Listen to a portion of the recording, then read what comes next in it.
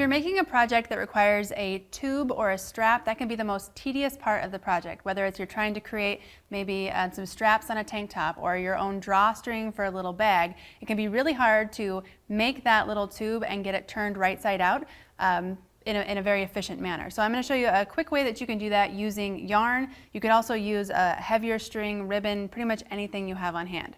What you want to do is you have your strip that you are going to be turning into your tube. And I like to start with my strip a little bit longer than it needs to be. That way I have something I can trim off when I actually get it turned right side out. So with this, I just kept the measurement that my strip needed to be and then kept the selvage on the end because I know I'm going to trim that off anyway. Then I want to have a piece of string or yarn or ribbon that is longer than my fabric is, because I want to be able to sew it into one side and still be able to grab it on the other side to be able to turn my tube right side out. So all I'm going to do is I'm going to take, and at the top edge here where I know I want to be trimming this end off, I'm going to lay my yarn right there in the middle, and I'm going to fold my piece right sides together. So this is the tube I'm creating. I would just be folding it right sides together and stitching all along this edge.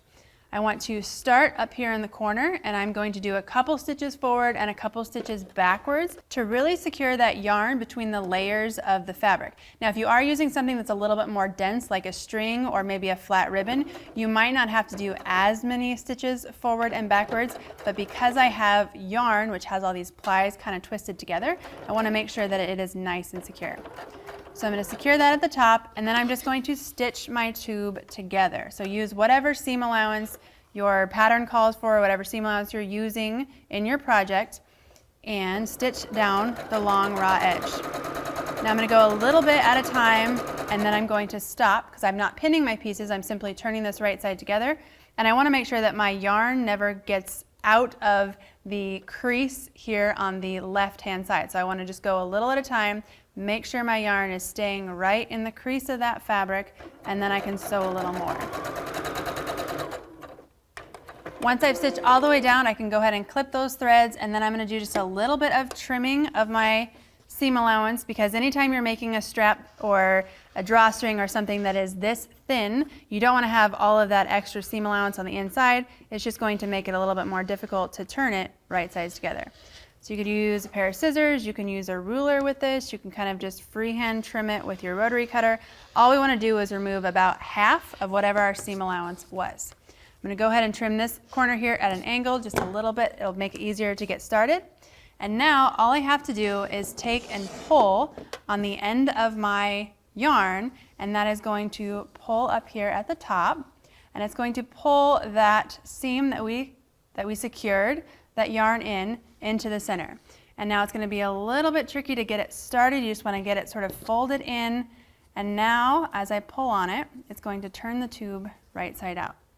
So let's get it started.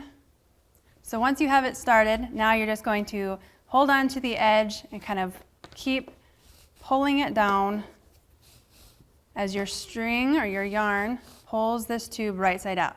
Now with a yarn like this, I don't want to pull too hard to where I shred that yarn and accidentally pull it out of the seam where I stitch it into. So as soon as I get to where I can see my fabric, I want to now grab onto my fabric to turn that the rest of the way right side out, rather than again pulling on that string. So here is a very skinny tube that would have been pretty difficult to try and use a pencil or another tube turning tool like a chopstick or something to be able to turn it right side out. A little bit tricky to get it started with the yarn, but then once you do, you just pull it and it comes right out. Now up here at this upper edge, this is again why I like to have my strip a little bit longer than I need it to be in the first place, because rather than having to pick out this seam or undo that to get my yarn free, all I'm going to do is come in, trim that off, and now I am ready to go. Use this as my drawstring, my strap on a tank top, but just like that, you've got it turned right side out.